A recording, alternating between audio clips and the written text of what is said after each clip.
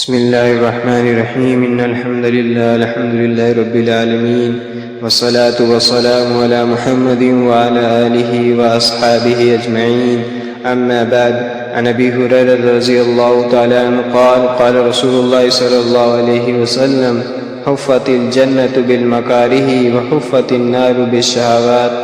حضرت ابو ہریرہ رضی اللہ تعالی عنہ سے روایت ہے کہ اللہ کے رسول صلی اللہ علیہ وسلم نے ارشاد فرمایا، جنت کو سختیوں سے اور جہنم کو خواہشات سے گھیر دیا گیا ہے۔ ترمذی کی ایک روایت میں آتا ہے کہ اللہ تعالیٰ نے جنت پیدا فرمانے کے بعد حضرت جبرائیل علیہ السلام کو جنت دیکھنے کے لیے بھیجا۔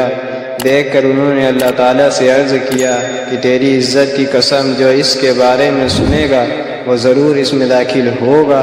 پھر اللہ تعالیٰ نے اس کو سختیوں سے گھیر دیا تو حضرت جبرائیل علیہ السلام نے عرض کیا کہ اب تو مجھے ڈر ہے کہ کوئی اس میں داخل نہ ہو سکے گا۔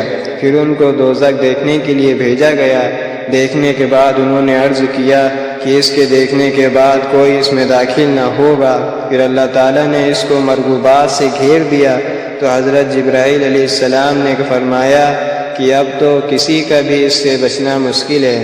اللہ تبارک و تعالیٰ نے دنیا کو امتحان کا گھر بنایا ہے، اس کو مرغوبات اور آرائشوں سے مزین فرما دیا ہے۔ آدمی اس کی لذتوں میں ایسا مست ہو جاتا ہے کہ وہ اپنے خالق کو بھول جاتا ہے، اپنی منزل اس کو یاد نہیں رہتی۔ اس کے برخلاف ایمان کے راستے پر چلنے اور ایمانی زندگی اختیار کرنے میں وہ کلفت و مشقت محسوس کرتا ہے۔ اس کو اپنی خواہشات اور چاہتوں کے خلاف چلنا پڑتا ہے۔ یہی اس کے لیے سب سے بڑی آزمائش و امتحان ہے۔ اس حدیث میں اسی کا تذکرہ کیا گیا ہے۔